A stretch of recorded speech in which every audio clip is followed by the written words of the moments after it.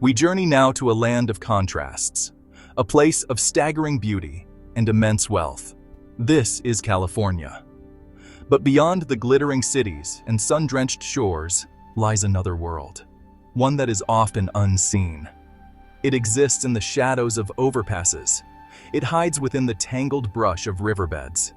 Here, a silent struggle unfolds, a struggle for survival against the very elements that make this land so famous. The wind whispers through forgotten alleyways, carrying a different kind of story.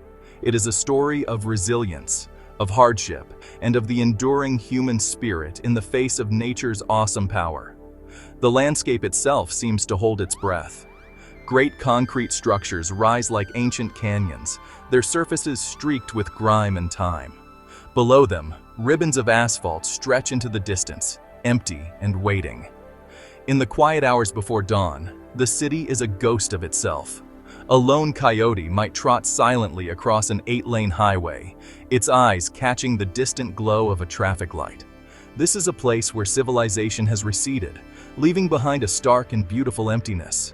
It is within this vast, quiet arena that some of California's most vulnerable inhabitants make their homes, their lives intertwined with the rhythms of the wild. The sounds here are different. They are not the sounds of a bustling metropolis. Instead, we hear the lonely call of a distant train, the rustle of dry leaves skittering across pavement, the soft, rhythmic drip of water from a broken pipe, echoing in the stillness. These are the sounds of a world stripped to its essentials.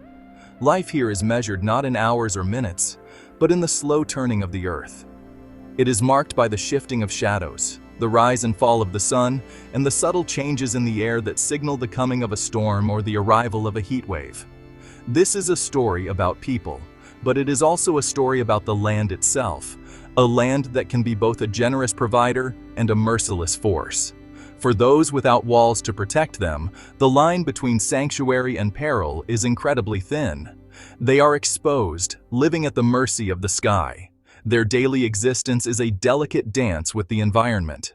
They must read the clouds, feel the direction of the wind, and understand the language of the natural world. It is a language of survival, spoken by all creatures who must find shelter from the storm. If you found this story compelling and want to explore more untold stories from California and beyond, please consider subscribing to our channel. Your support helps us bring these important narratives to light. Thank you for watching. The first sign is often a change in the air, a sudden coolness, a different scent carried on the breeze, one of dust and distant rain. Then, the wind arrives.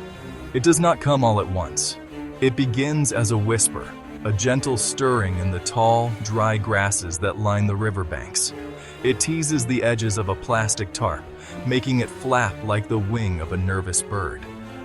This is the Santa Ana, the notorious desert wind.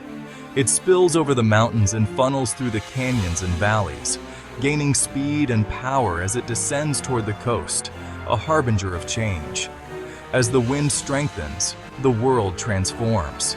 It becomes a place of constant motion and sound. The rustling grows into a roar, tents strain against their anchors, their fabric groaning under the pressure. Loose debris takes flight, swirling in chaotic eddies. Sheets of newspaper, plastic bags, and cardboard become wild, untethered things, dancing through the empty streets. For those living out in the open, this wind is a relentless adversary. It seeks out every weakness, every tear in a makeshift shelter, every unsecured possession. It is a powerful reminder of just how fragile their hold on stability really is. The animals, too, react to the wind's arrival. Birds struggle to stay aloft, their flight paths erratic. Squirrels and other small mammals retreat to their burrows, seeking refuge from the gale. A lone figure, wrapped in layers of clothing, turns their back to the onslaught. They huddle behind a concrete barrier, their head bowed. They are no different from the creatures of the wild, seeking any available cover to wait out the fury. The wind scours the landscape, stripping it bare and revealing the stark reality of life on the edge, where shelter is not a guarantee but a desperate daily quest. When the wind is at its peak, it seems to possess a life of its own. It howls through the steel skeletons of unfinished buildings. It screams down the concrete channels of the flood control basins. Communication becomes difficult, the human voice swallowed by the gale. There is nothing to do but endure, to hold on and wait for the pressure to ease. The wind tests everything, the strength of a knot, the resilience of a spirit. It is a powerful force of nature, indifferent to the lives it disrupts, a wild and untamable power in a land of forgotten souls. After the wind, the rain. It often begins gently, a soft patter on a nylon tent, a quiet drumming on a sheet of corrugated metal. At first, it can feel like a blessing, washing the dust from the air and settling the landscape into a quiet calm. The scent of wet earth and asphalt rises, a clean and primal smell. But for those without a solid roof over their heads, this gentle beginning is deceptive. It is the prelude to a much greater challenge. The sky darkens, the clouds thicken, and the true nature of the storm reveals itself. The gentle drops become a relentless downpour. The world dissolves into a monochrome blur of gray. Water is everywhere. It flows in sheets down the sides of buildings. It pools in the low-lying areas, turning dusty hollows into murky ponds. A makeshift shelter that seemed adequate in the dry weather now reveals its flaws. Water finds its way through the smallest of openings, a persistent, cold intruder. A sleeping bag becomes damp, then soaked. Clothes cling to the skin. The chill is not just external, it seeps into the bones, a deep and draining cold that saps warmth and energy. The sound of the rain is no longer soothing. It is a constant, oppressive reminder of exposure. Rivers, once sluggish and low, begin to swell. The dry arroyos and concrete flood channels, often used as hidden corridors and camping spots, become deadly traps. The water rises with astonishing speed, a muddy, churning torrent carrying branches, trash, and all manner of debris. Those who made their camp too close to the water's edge must retreat, often in darkness and confusion, abandoning precious belongings to the flood. Like the beaver forced from its lodge by a flash flood, they are displaced, their carefully constructed homes washed away in an instant. The search for high ground becomes a desperate race against the rising tide. Even after the rain stops, its impact lingers. The ground is a sodden mess. Puddles remain for days, breeding grounds for insects. The dampness encourages mold and mildew, making shelters unhealthy. The simple act of getting dry becomes a monumental task. Everything is saturated, heavy, and cold. The sun may return, but the memory of the flood, the feeling of utter helplessness against the deluge from the sky, remains. The landscape is cleansed, but for those who endured the storm without shelter, it is a harsh and unforgiving baptism. The pendulum of California's climate swings from one extreme to the other. When the rains cease, the sun returns with an intensity that can be just as dangerous. The heat is not a sudden event like a storm. It is a slow, creeping presence that builds day after day. The air grows thick and heavy. The light is blinding, reflecting off the pale concrete and shimmering off the asphalt in waves. Shade becomes the most valuable commodity in this scorched landscape. It's a resource more precious than water, a temporary reprieve from the relentless baking heat of the day. Under the oppressive sun, the city transforms into a desert of steel and glass. The metal of a park bench becomes too hot to touch. The pavement radiates a fierce heat that can be felt through the soles of shoes. For those who must live and move through this environment, every action requires immense effort. The body struggles to cool itself. Dehydration is a constant threat, a silent stalker that can lead to confusion, weakness, and collapse. The search for water becomes the central focus of the day, a life or death mission played out in the shimmering heat haze of the afternoon. Wildlife adapts as best it can. Lizards bask on hot rocks, masters of this environment. But most other animals retreat during the hottest part of the day, seeking the cool of a burrow or the deep shade of a dense thicket. Humans, too, seek shelter. They find refuge under bridges, in the shadows of buildings, or beneath the sparse canopy of a struggling urban tree. Here they wait, motionless, conserving energy.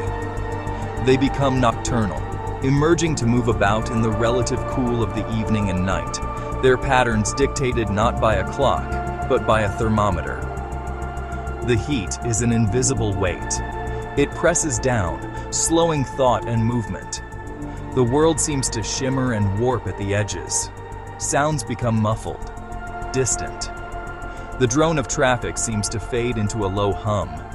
It is a state of suspended animation, a forced stillness imposed by the sheer power of the sun. For the unsheltered, there is no escape. There is no air-conditioned room to retreat to. There is only the long, slow passage of the day, and the hope that the coming night will bring a small measure of relief from the unforgiving, ever-present sun. In these forgotten spaces, a unique ecosystem emerges. Humans and animals share the same territory, their lives overlapping in surprising ways. Along the concrete banks of the Los Angeles River, a great blue heron might stand perfectly still, hunting for fish in the shallow water, just yards away from a makeshift camp. The bird and the person are both focused on the same thing, finding sustenance. They are neighbors in this urban wilderness, each aware of the other, maintaining a respectful distance. It is a quiet coexistence, born of shared necessity and a shared environment. The night belongs to the hunters. As the sun sets and the city lights begin to glow, a different set of inhabitants emerges. Raccoons, with their masked faces and nimble paws, are expert foragers. They investigate trash cans and unattended food with a bold curiosity. Opossums move with a slow, deliberate shuffle, their ancient lineage on display. And high above, on the ledges of buildings or the arms of cranes, a peregrine falcon might watch the proceedings, its sharp eyes scanning the territory below. Humans living here learn the rhythms of these creatures, understanding which sounds signal a curious raccoon and which signal a more dangerous encounter. Survival here often means becoming like the animals. It means developing a keen sense of awareness, noticing the subtle signs, a broken twig, a fresh track in the dust, the sudden silence of birds that might signal danger or opportunity. A person learns to move quietly, to observe from a distance, and to understand the unwritten rules of the territory. They learn where to find water, just as a coyote does. They learn which plants are edible and which are best avoided. It is a deep, instinctual knowledge, passed down not through books, but through direct and often harsh experience with the natural world. This shared existence creates a strange and poignant parallel. A person carefully arranges pieces of cardboard to create a shelter from the wind, a process not unlike a bird weaving its nest. They hoard scavenged food, protecting it from rivals, much like a squirrel burying its nuts for the winter. In the great, indifferent theater of the city, both human and animal are engaged in the same timeless drama. It is a drama of finding food, of seeking shelter, and of protecting oneself from predators. They are all creatures of the concrete wild, bound together by the fundamental, universal drive to see another dawn. The ultimate goal for every living thing is security, a place of safety, a harbor from the storm. For the people living on the edges of California's cities, this search is a constant, defining feature of their lives. A safe harbor might be something as simple as a dry alcove, protected from the rain and wind. It might be a dense grove of trees that offers shade from the summer sun, or it might be a hidden spot, far from the view of others, that offers a sense of privacy and peace. These small sanctuaries are fiercely protected, their locations a closely guarded secret. Hope, in this world, is a fragile but persistent force. It can be found in the kindness of a stranger. It can be seen in the careful tending of a small plant, grown in a discarded plastic bottle. It is present in the act of sharing a meal with a neighbor, or in the simple, profound comfort of a loyal dog. These small acts of creation and connection are acts of defiance against the overwhelming forces of nature and circumstance. They are proof that even in the most difficult of conditions, the human need for community, for beauty, and for hope endures. The landscape holds both threat and promise. A river that can flood its banks in winter can also be a source of life and a place of quiet contemplation in the dry season. The same sun that scorches the earth in summer provides life-giving warmth on a cold morning. For those who live so close to the elements, there is a deep, often unspoken reverence for the natural world. They understand its dual nature, its capacity for both destruction and breathtaking beauty. They see the hawk circling on a thermal. They feel the first cool breeze of evening, and they are connected to these rhythms in a way that most have forgotten. And so, as darkness falls and the city fades into a collection of distant lights, a profound stillness settles over the land. The struggle does not end. The wind will blow again, the rains will return, and the sun will beat down. But for a few quiet hours, there is peace. It is a moment for reflection, a time to simply exist. In the vast, silent spaces of the Golden State, the search for a safe harbor continues. It is a testament to the extraordinary resilience of life, a quiet, enduring song played out against the grand and often unforgiving backdrop of the natural world.